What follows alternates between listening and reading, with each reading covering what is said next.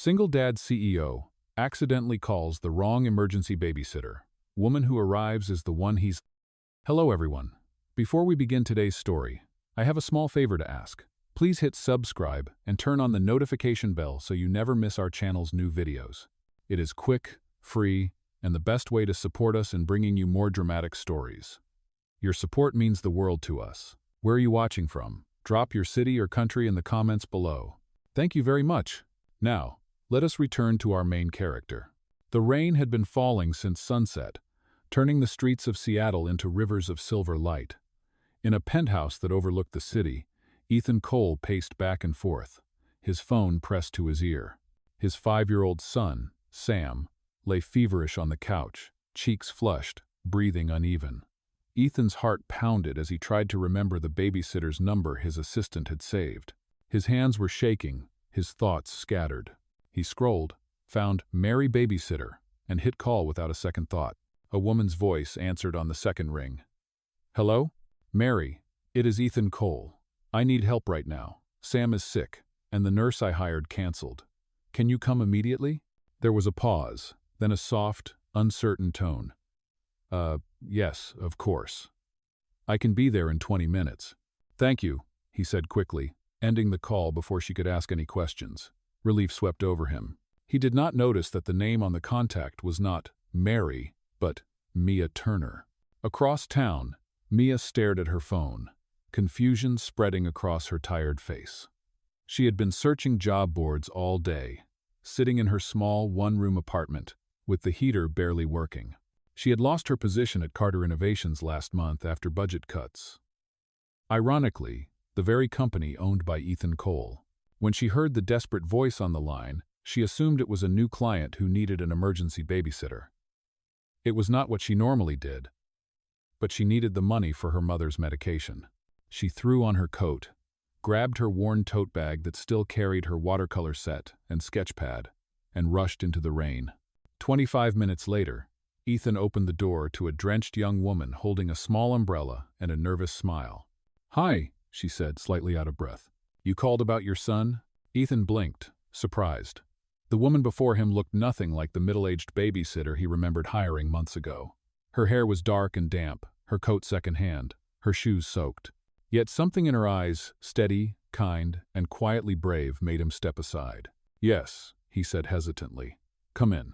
Mia slipped off her wet shoes and stepped inside the warm living room. Her eyes widened at the space glass walls, soft lighting, a view of the skyline that looked almost unreal. Then she saw the small boy curled up on the couch, sweating and trembling. Her expression softened. She knelt beside him immediately. Hey there, buddy. I am Mia, she whispered. Can you tell me where it hurts? Sam stirred weakly, his small hand clutching hers. Ethan watched, speechless, as this stranger calmly took charge, checking his temperature, adjusting the blanket, whispering soft words that soothed the boy's cries. For the first time that night, the apartment felt less like a sterile glass cage and more like a home. After Sam finally fell asleep, Mia turned to Ethan. He should be fine, but he needs rest and fluids, maybe some soup too. Ethan nodded, still trying to process what had just happened. You came fast. I really appreciate it. Mia smiled faintly. When someone calls for help, you go. That is the rule, right? Ethan gave a small laugh, the first sound of warmth that had escaped him in months. He looked at her again, noticing the way her wet hair stuck to her cheek, the faint tremble of exhaustion she tried to hide. Outside, the rain kept falling, but inside the penthouse, a quiet warmth began to form, born from a mistake, from a wrong call that had somehow reached exactly the right person, and neither of them knew yet that tonight's mix-up would change both of their lives forever. The morning light spilled softly through the tall windows of Ethan's penthouse, brushing the marble floor with gold. The rain had stopped some time before dawn, leaving the city washed clean and still. Ethan stood by the kitchen counter, his hands wrapped around a cup of black coffee that had already gone cold. He had not slept. Every time he closed his eyes, he saw the image of that young woman kneeling beside Sam's bed, her gentle voice whispering him back to sleep. Now, she was here again. Mia stood near the stove, her hair tied loosely, wearing one of Ethan's oversized shirts that he had offered after hers was soaked from the rain. The smell of toast and soup filled the air. She turned, meeting his gaze with a small, polite smile. "Sam is feeling better," she said softly. He ate a little and asked for his toy dinosaur. Ethan exhaled, tension leaving his shoulders. "Thank you. I do not even know how to thank you properly." "You already did," she replied, stirring the soup. "You said thank you about 6 times last night." He chuckled quietly, surprised by how easily she spoke to him. Most people around Ethan measured their words, careful of his title, his money, his influence. But Mia looked at him like he was just a man trying to keep his child safe. Sam came padding in, clutching his blanket. His face was still pale, but his eyes were bright again. "Daddy, can she stay?" he asked, his voice small and hopeful. Ethan glanced at Mia.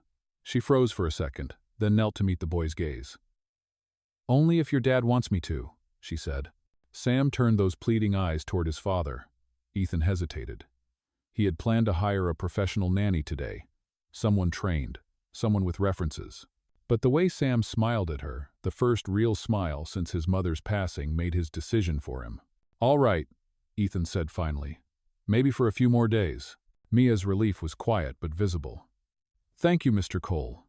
You can call me Ethan," he said quickly, then looked away, slightly embarrassed by how natural that sounded. Later that day, while Sam napped, Ethan found Mia in the living room, tidying up the scattered toys. Her movements were methodical, but graceful. A small sketchpad lay open beside her bag, showing a half-finished watercolor of the city skyline. "You paint?" he asked, surprised. Mia looked up, a little startled that he had noticed. "I try," she said with a shy smile. "It helps me stay calm. My mom used to say color makes the world softer." He nodded, looking at the picture again. She was right. Something about the way she spoke, simple, sincere, stirred something in him. It reminded him of a version of himself from long before the endless meetings, the business dinners, the boardroom wars. A version that still believed in warmth over power. As the afternoon passed, she cleaned, cooked, laughed with Sam, and filled the cold corners of that penthouse with life again. Ethan sat back on the couch, watching them. For the first time in a long time, he felt like the silence of the place was not heavy anymore. But behind Mia's calm smile, there was weight she carried quietly. That morning, before leaving her apartment, she had found a letter taped to her door from the landlord, final notice for rent overdue. She had crumpled it and stuffed it in her bag, forcing herself not to think about it. All that mattered now was keeping this job for a few more days. As she tucked Sam into bed that evening, he mumbled drowsily, "You smell like crayons and pancakes." Mia laughed softly. "That is a strange compliment, little man." "I like it," he murmured before drifting off. Ethan stood at the doorway, arms crossed loosely, a faint smile tugging at his lips. "He likes you," he said quietly. "I like him too," she replied, brushing a strand of hair behind her ear. "He is a good kid." When their eyes met, the air between them changed, quiet, uncertain, but filled with something new.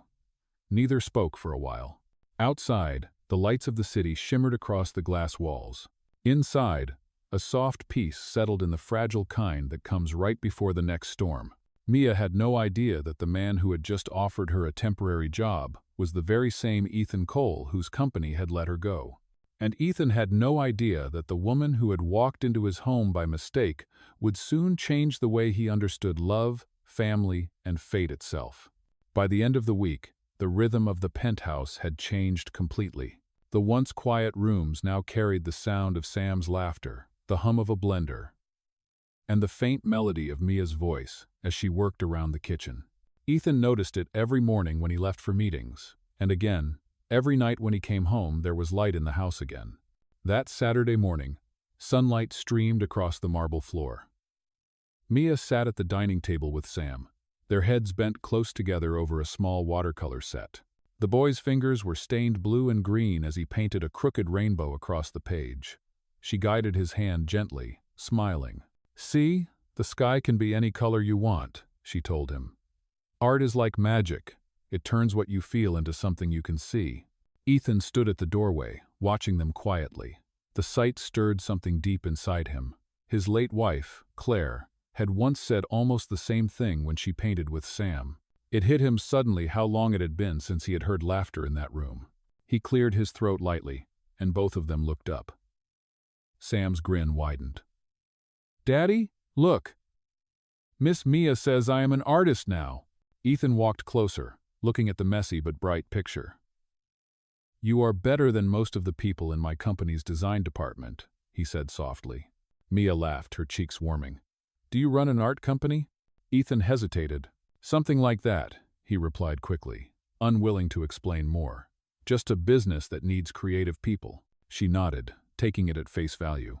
"Well, your son is definitely one of them." When Sam ran off to show the painting to his toys, Ethan stayed behind. For a moment, the quiet stretched between them. "You are good with him," he said finally. "He trusts you." Mia smiled but looked down at her paint-stained hands. "Kids are easier to understand than adults," she said softly. "They just want honesty, no masks." Her words lingered in the air. Ethan's chest tightened because he was living behind one. His name, his wealth, the company that defined him. None of it was what Mia saw. That afternoon, when Mia prepared to leave for the grocery store, Sam rushed over with his small hand clutching a drawing. "You forgot this," he said. "It is us, me, Daddy, and you." The picture showed 3 stick figures holding hands under a bright Sunday. At the bottom, Sam had written, "My family." Mia froze, the air catching in her throat. She looked at Ethan, unsure what to say. His eyes softened, but his voice was gentle. "You have made him feel safe again," he said. She smiled faintly, blinking away tears. "It goes both ways, Ethan." Later that evening, when the city lights began to glitter outside the glass walls, Mia found herself alone in the kitchen washing dishes. Her reflection in the window looked different, tired, yes, but alive. She reached for her sketchbook and opened to a fresh page. Slowly, she began to paint the view outside the skyline, glowing like gold dust over deep blue water. Unnoticed, Ethan stepped into the room, drawn by the sound of soft humming. He stopped beside her and watched the watercolor take shape.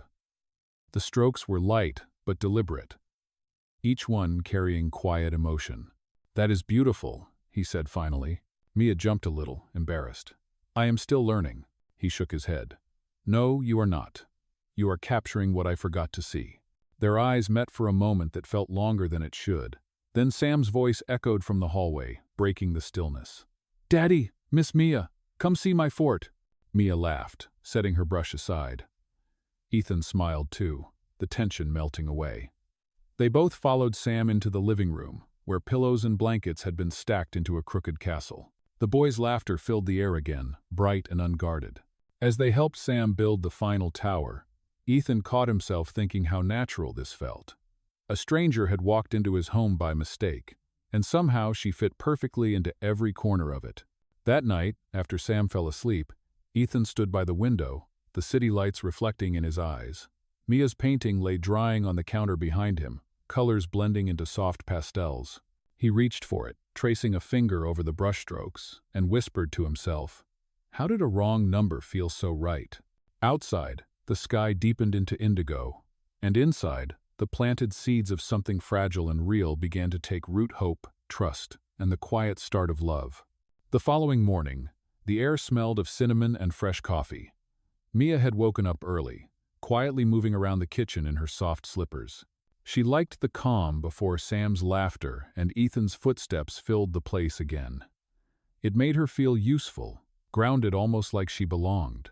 When Ethan entered the room, still adjusting his tie, he paused at the sight of her flipping pancakes in his kitchen, as if she had done it 1,000 times. "You are spoiling us," he said with a half smile. Mia laughed, brushing a strand of hair away from her face. "I just wanted to say thank you for letting me stay. Sam told me pancakes are his favorite breakfast." Ethan poured himself a cup of coffee. "You do not have to thank me. I should be the one thanking you. My son actually smiles before school now." Her heart warmed at his tone. She turned off the stove and carried the plate to the table, where Sam was already waiting in his pajamas, holding his paintbrush like a wand. "Ta-da! Pancake magic," she announced. Sam giggled, clapping his hands. "Best breakfast ever." "No." The sound of his laughter made Ethan's chest ache in the best way. For months, silence had filled that home, silence heavy enough to feel like grief. Now, it was broken by joy, by small, ordinary things that felt extraordinary. After breakfast, Mia began cleaning the art supplies scattered across the counter. Ethan was gathering his files for a meeting when Sam suddenly ran up, clutching a crumpled invitation. "Daddy, Miss Mia, look, there is an art fair at the community park this weekend. Can we go?" Ethan hesitated, looking at his packed schedule. "I have a board meeting, buddy." Mia noticed the disappointment on Sam's face and spoke gently. "Maybe I can take him, just for a little while." Ethan looked at her, his eyes softening. "Would you really?" "Of course," she said. "He has been working hard on his drawings. He deserves some sunshine." That Saturday, the park was alive with color and laughter. Mia held Sam's hand as they walked between rows of paintings, handmade crafts, and food stalls. The boy's eyes sparkled with wonder. For a moment, she forgot her worries, the unpaid rent, the uncertainty of her job, the secret that she still did not know Ethan's full identity. They stopped by a small booth where children could paint for charity. Sam eagerly joined, dipping his brush into bright paint while Mia watched. She could feel the warmth of the sun on her skin, hear the hum of people, and feel a rare peace in her chest. A voice called from behind her. "Miss Turner?" She turned to see Ethan, dressed casually in jeans and a navy shirt, standing there with a rare, relaxed smile. "You came," she said, surprised. "I canceled the meeting," he said simply. "It could wait." Sam squealed with joy and ran to him. Ethan lifted the boy easily, spinning him once before setting him down again. "Let me see your masterpiece."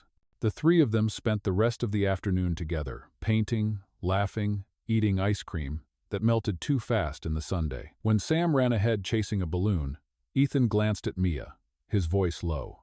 "It feels good, does it not, just being normal?"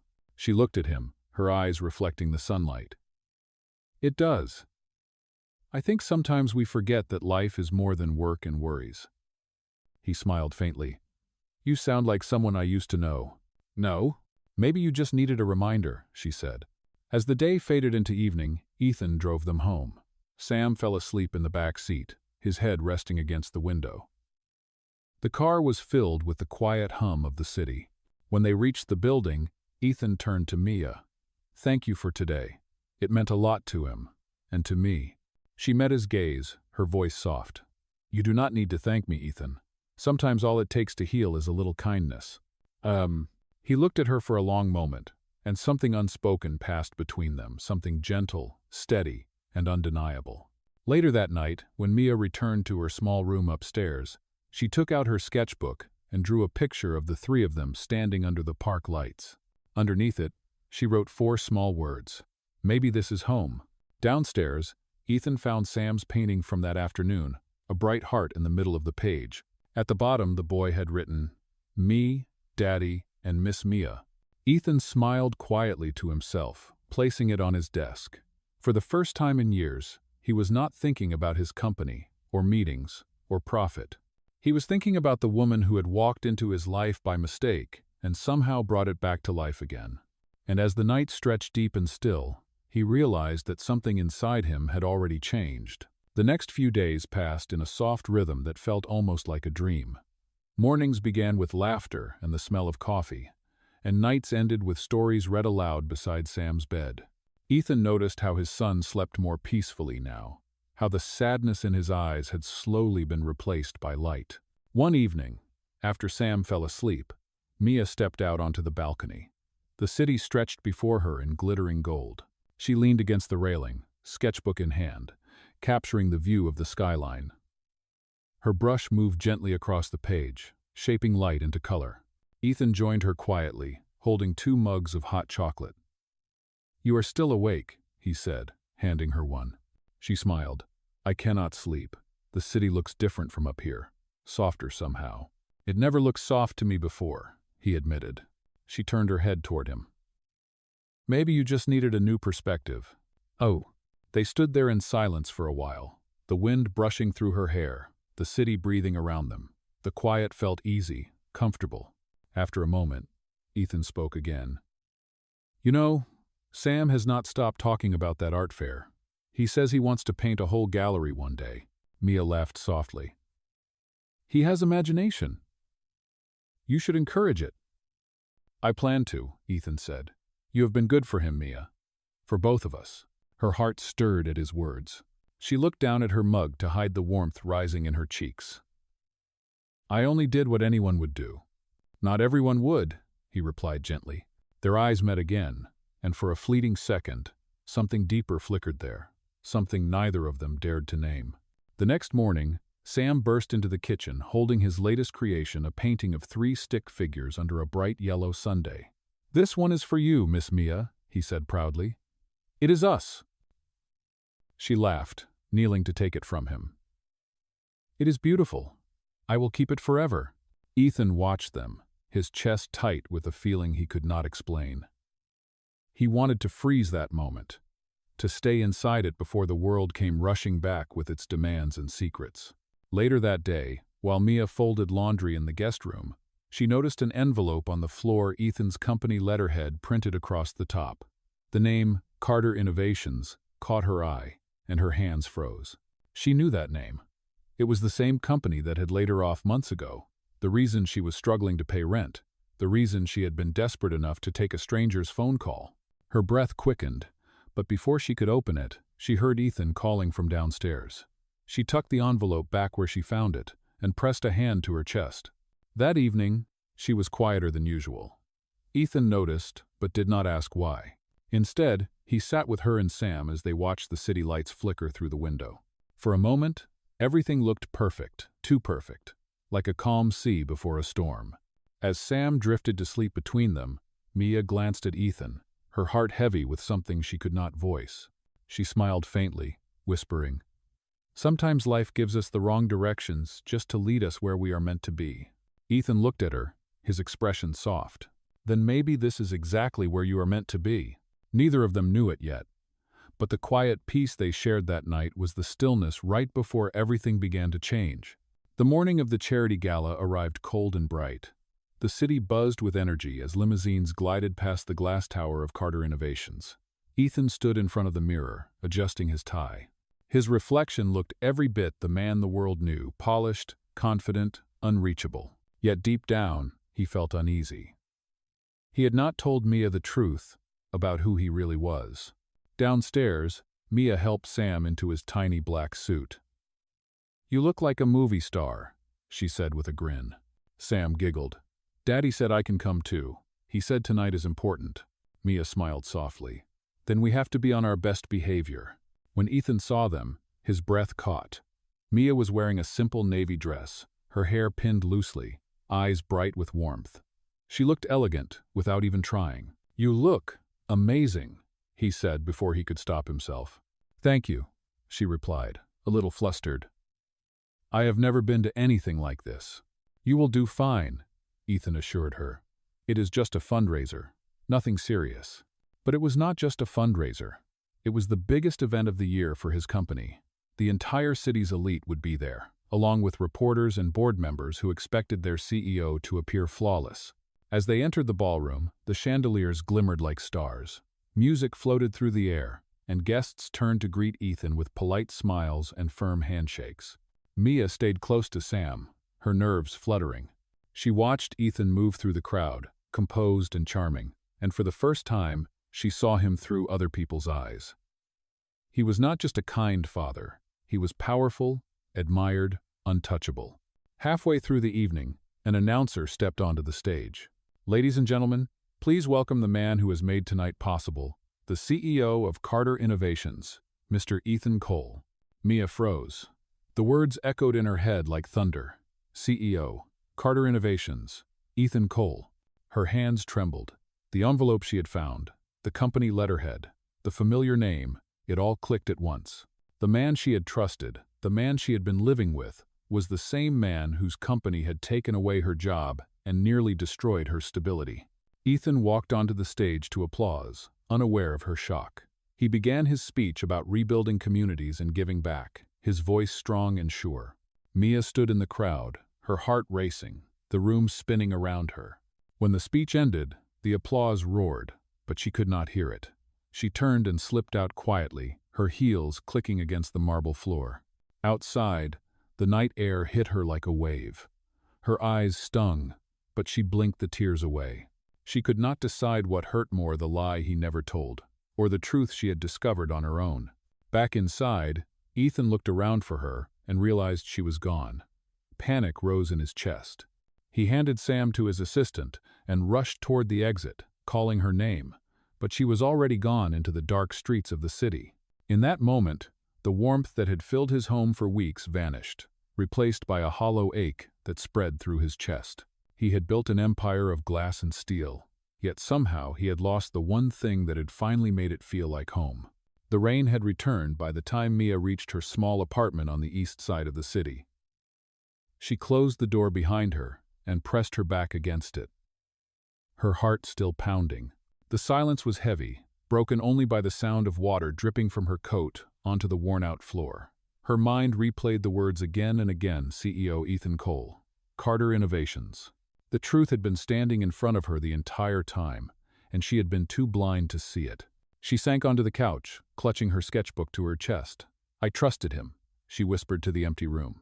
The hurt was sharp, deep, and unfamiliar. For weeks, she had felt safe in that penthouse, believing she had stumbled into something good by mistake. Now, all she could see was deception. Across town, Ethan sat alone in his car, rain streaking down the windshield. He had called her phone again and again, but every call went straight to voicemail. His tie hung loose, his speech notes forgotten on the seat beside him. He had never felt more helpless. When he finally arrived home, Sam was already asleep, his small hand clutching the edge of his blanket. Ethan stood in the doorway, guilt clawing at him. He wanted to tell Sam that everything would be fine, that Miss Mia would come back, but the words caught in his throat. The next morning, the tabloids were already buzzing. Who is the mystery woman seen with CEO Ethan Cole? The photos from the gala showed Mia standing beside him, smiling, unaware of the storm about to follow. Comments filled the internet: speculation, judgment, gossip. Ethan's board members demanded answers. "She was not a scandal," he said firmly during the meeting. "She was someone who helped my son heal." But his words did not stop the headlines. Meanwhile, Mia avoided every call, every message. She spent her days at the small public library, filling out job applications she knew would lead nowhere.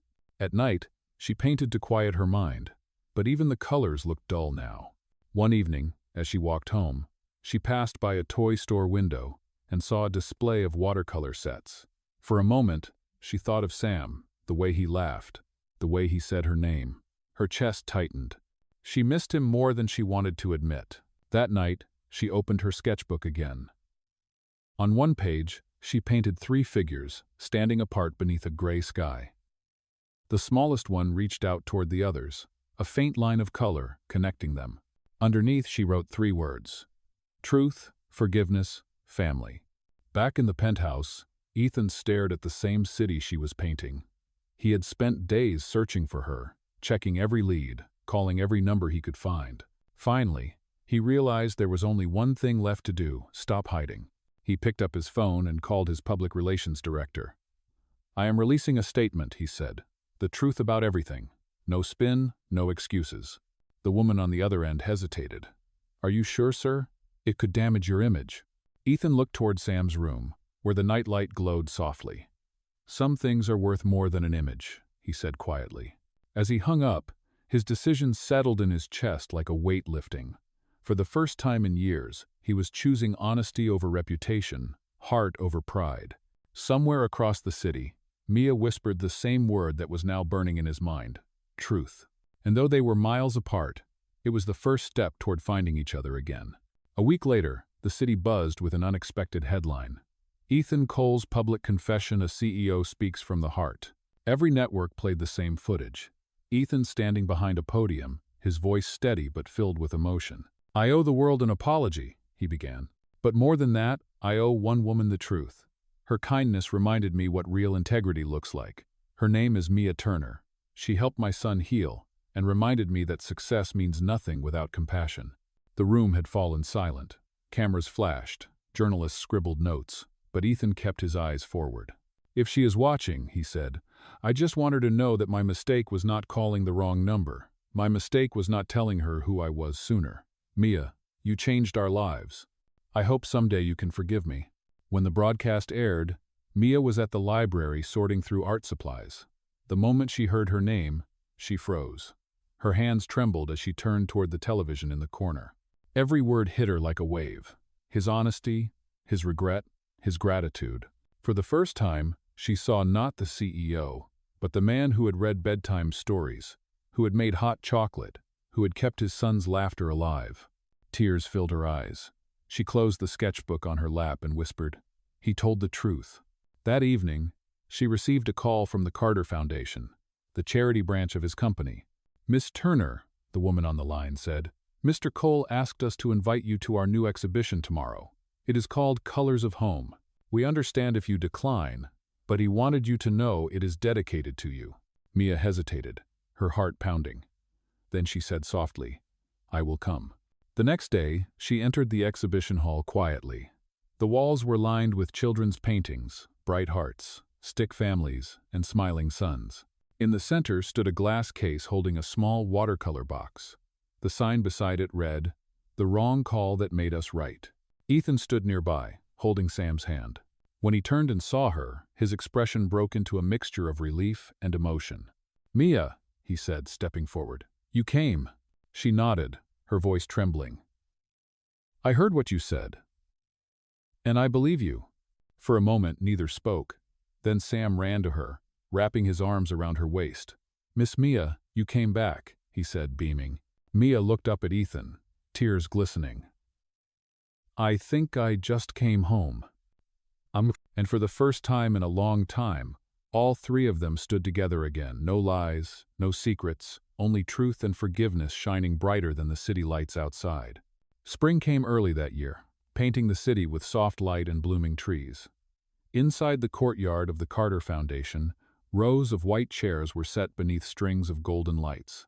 Friends, co-workers, and volunteers gathered quietly as music drifted through the air. Mia stood beneath an archway of flowers, her hands trembling slightly as she adjusted the small bouquet she held.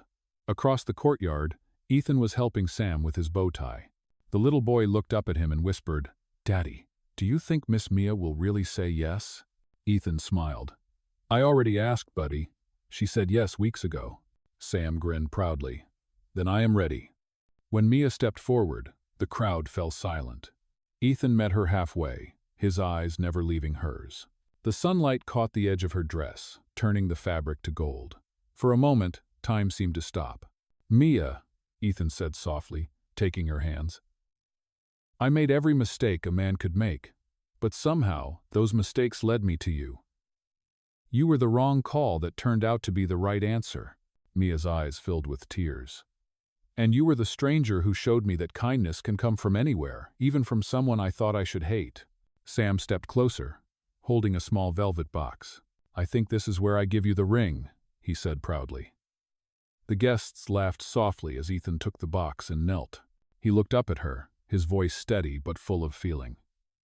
"Mia Turner, will you make this house, this family, and this life complete?" She smiled through her tears. "Yes, Ethan, I already have." The applause rose around them as he stood and kissed her gently. Sam clapped his hands, beaming as petals floated through the air. Later that evening, as the sun sank behind the skyline, the three of them stood together beneath the twinkle of the city lights. Sam held Mia's hand, and Ethan wrapped his arm around both of them. On a small table nearby, framed beneath glass, was Sam's painting, the one of three stick figures holding hands under a bright yellow sundae. Beside it sat the old watercolor box, now worn with love. Ethan glanced at Mia and whispered, "Do you ever think about how it all started?" She smiled. "Every day. You called the wrong number. But I picked up anyway. Maybe that is what fate really is. A simple choice that changes everything." As the lights glowed brighter and laughter filled the courtyard, Ethan looked up at the sky and whispered to himself, "This time, I did not call the wrong one."